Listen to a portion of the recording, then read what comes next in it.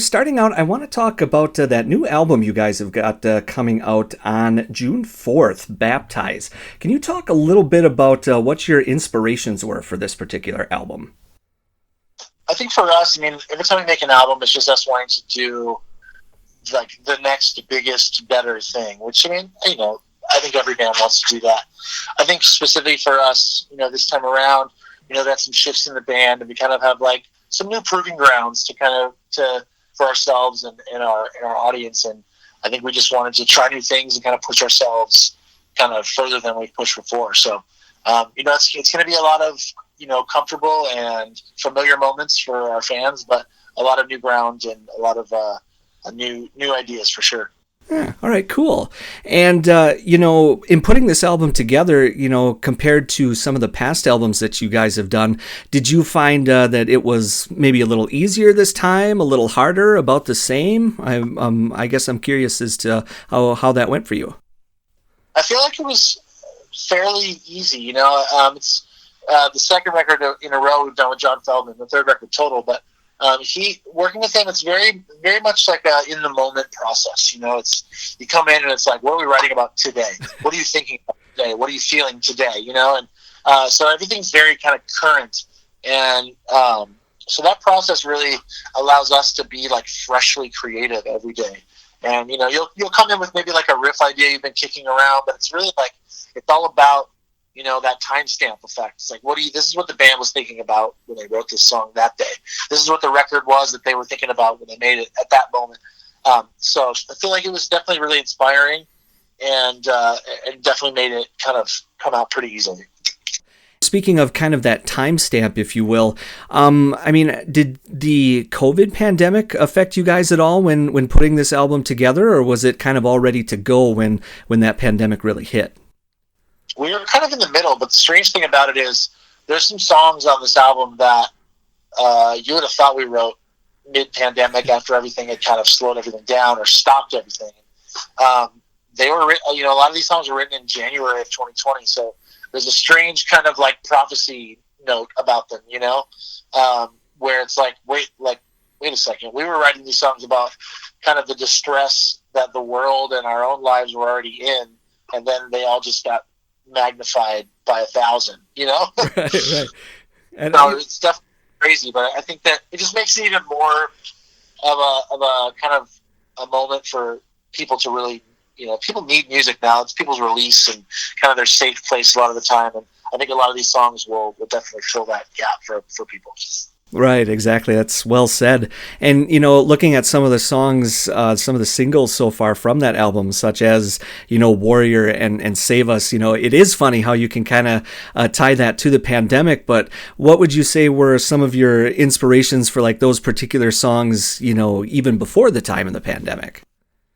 I mean, before it was just kind of like, Save Us especially was just about just kind of like the ruin that so much of the world was in, whether it be politically or economically or environmentally, and it was just kind of like realizing that like you're the only people that can help that.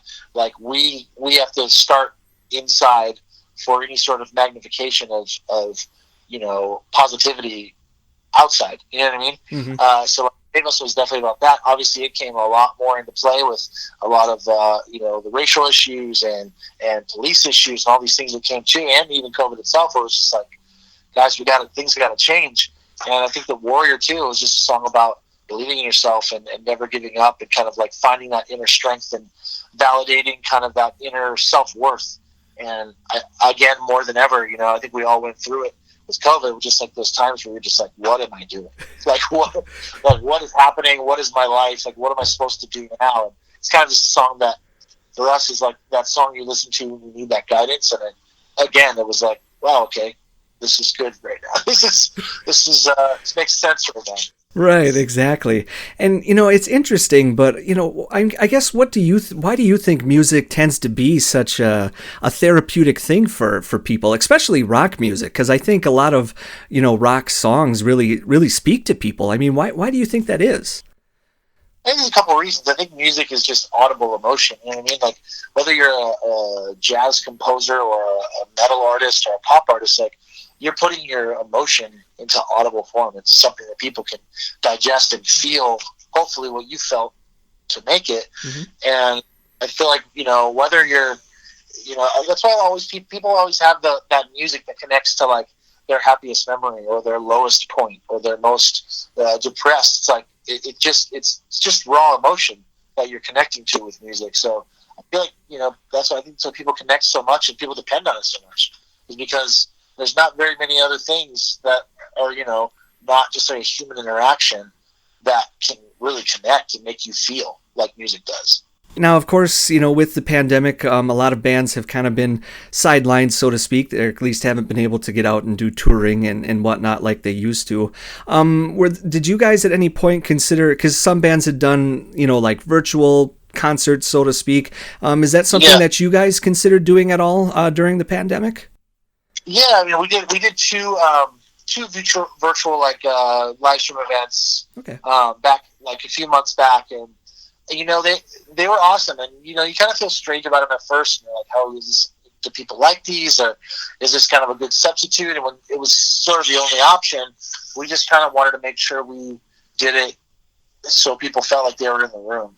And like we went over the top. We did massive production and 2 really long set lists, and like just tried to make it as interactive as possible. I even did like a one by myself, like in my living room. I had like a friend come do like projections, and I did alternate versions of like songs spanning my career, and I released those versions online, and then did like the show from my living room, and just trying to like connect in any way possible. So I'm a true believer that has been something that's been really making people stoked, and it's not nearly the same, but it's a deep substitute. It's like I know this fake meat patty is not a beef, but right, and I was going to say that too. I imagine that it's great to be able to connect with your fans and to be playing your music, but I imagine that it just quite can't compare to being in front of a large crowd. For sure. I will say that the live stream events we did, the crew that was, because the only people that are in the room was us, our crew, and then like our wives. Mm-hmm. My wife is a freaking party animal. When she's on, she's on. So like she was excited to see us play also, because it's the first time she'd seen us in this kind of like lineup of the band, and she hadn't seen us play in like a year. So she was going crazy. The crew was going nuts. So like in between songs, like it sounded like there were some people in the room, but it was like 8 people that were just like really excited to be there. So that definitely helped. It was like, okay, I'm not alone in here. It was nice. And I think you'd speak about that. You imagine just having a crowd like that. I think once we can gather again and do these concerts, something tells me that we're almost going to have a sort of a renaissance or an explosion, if you will, of concerts and people wanting to get out and see their favorite bands again. Absolutely, I think people are going to be.